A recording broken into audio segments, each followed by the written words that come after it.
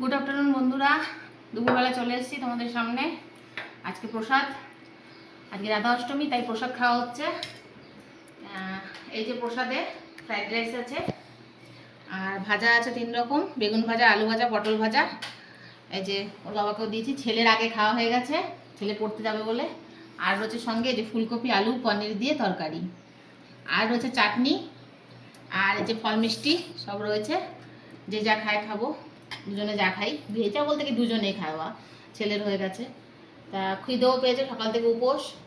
তা তারপর খাওয়া দাওয়াটা করে ফেলি। আজকে আর বেশি বক বক করবো না, মেনুটা তোমাদের দেখিয়ে দিলাম। তবে অবশ্য তোমরা আগের ভিডিওতে পেয়েছো আগে, আমি রাধা অষ্টমীটা ছেড়েছি। যাই হোক, তবু মনে হলো আরেকবার দেখিয়ে দিই, তাই দেখিয়ে দেওয়া। আর আমের চাটনি লাস্ট পাতে। তো এই হলো আজকের খাওয়া দাওয়া, দুপুরের প্রসাদ সবাই নেবো। রাধা অষ্টমীতে উপোস থাকতে হয় না, জানো তো বন্ধুরা। দুপুর 12টার মধ্যে পুজো করে খেয়ে নেওয়া, কিন্তু আমাদের অনেক বেলা হয়ে গেলো। পুজো হয়ে গেছে, কিন্তু বাড়িতে কাজ হচ্ছে বলে আবার দেরি হয়ে গেল। যাই হোক, তাহলে আর বেশি কথা বলছি না, তোমাদের সঙ্গে দেখা হবে পরে আবার নতুন ভিডিওতে। তো তোমরা জন্য ভালো থেকো, সুস্থ থেকো, আর আমার ভিডিও ভালো লাগলে লাইক শেয়ার সাবস্ক্রাইব করো। টাটা।